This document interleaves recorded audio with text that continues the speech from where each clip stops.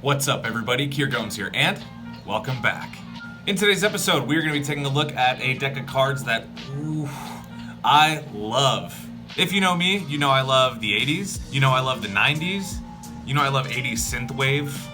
You basically know I love anything retro, and especially when it comes to designs for decks of cards. So today we are taking a look at the Paperwave playing cards. These are retro playing cards for the modern cardist, designed by Lorenzo Cobo. Before we get started, please do drop a like on this video and subscribe if you haven't already. And without further ado, let's roll that intro and get you guys on your way.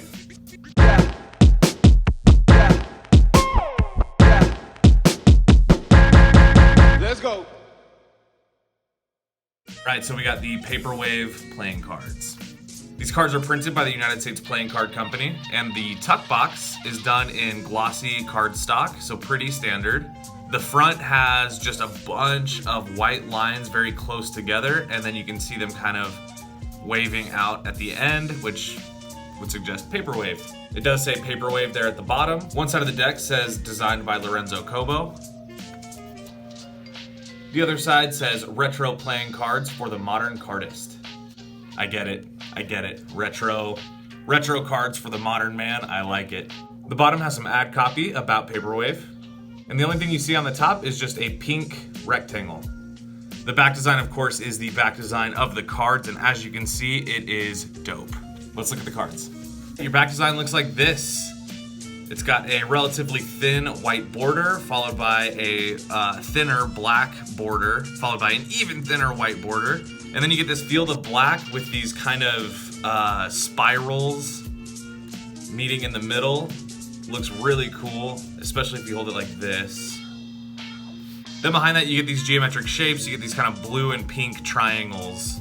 All right, now with this deck, you're gonna get two jokers that are similar, but not identical. You're gonna get this one, and you can see that kind of square pattern up here is in the blue.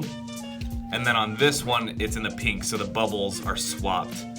Other than that, they are very, very similar. You could probably use this as a duplicate, nobody would notice. But I really like that design. It's very, very retro, but I love the blue and the pink together. I feel like they really work together, so very nice. Your Ace of Spades is this nice distorted ace pip with the wavy lines kind of combing through it. Looks very interesting. It says Paperwave at the bottom, and then Harlem, New York. I dig this Ace of Spades so much. It's simple, but it's creative. I love that the ace is like distorted. It's a completely different shape than a standard ace. I love that. You do get a Paperwave ad card. You also get an ad card for the deck itself. It says Paperwave playing cards, designed by Lorenzo Cobo, funded in 2018.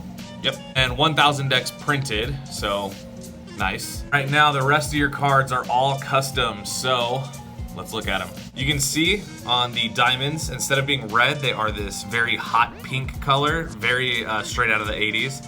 And you can see one pip has been stripped and kind of got that wavy line combing through it, just like we saw in the Ace of Spades. Now you'll notice the pips, there's a normal one, and then there's the Paperwave pip, we'll call it. And I love this because it's still standard, but it looks very good, it's very clean. Still easy to read, and it just adds that little something extra to the deck. Your court cards are basically bicycle standard, but again, the colors have been customized to be black and pink, and you get your Paperwave pip in there.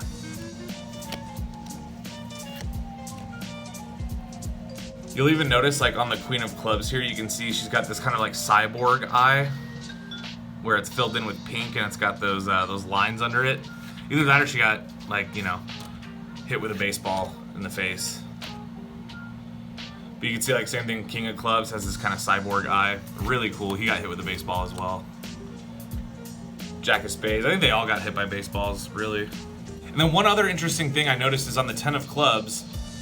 The 10 of Clubs has some additional text on it. It says retro playing cards for the modern cardist. I don't know if the 10 of Clubs was a random decision or if that's Lorenzo Cobo's favorite card. All right, so now that we've talked about how the cards look, you know what happens next. Let's talk about how they handle. All right, so aesthetically, as you can see, these are very, very pretty cards. Black cards are popular right now, and pink is becoming increasingly more popular as well, which, if you ask me, it's about time. These cards feel fantastic. They're on crushed classic stock, which is crushed bicycle stock. So they feel very thin. They're extremely, extremely flexible. And I know I say that about a lot of USPCC decks, but just like all those decks, the cards come out of the box like ready to go. They just feel so soft and workable, I guess. This is what they look like in a fan. You can see definitely thin borders, and that really shows. I've messed with these cards quite a bit. And they're not clumpy, but the fan isn't as even as it would be right out of the box, obviously.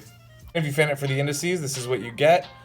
Looks very standard, except it's black and pink, which I love. Oh, I could spring these cards literally all day long. This is what they sound like in a dribble. Not bad. Snappiness check.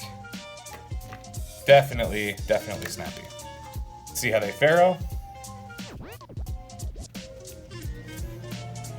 Looks like top to bottom is the move.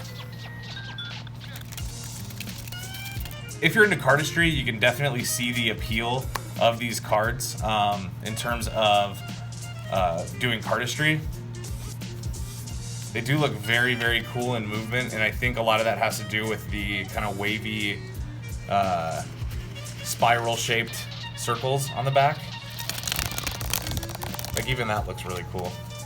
They look great. They feel amazing. They really feel good. So, Hammer, thank you for inspiring me to get one of these decks. I am so glad that I did. I wish I would have got more. If I had to compare the feeling of this deck to another deck, I would say grab the Superfly Royale deck.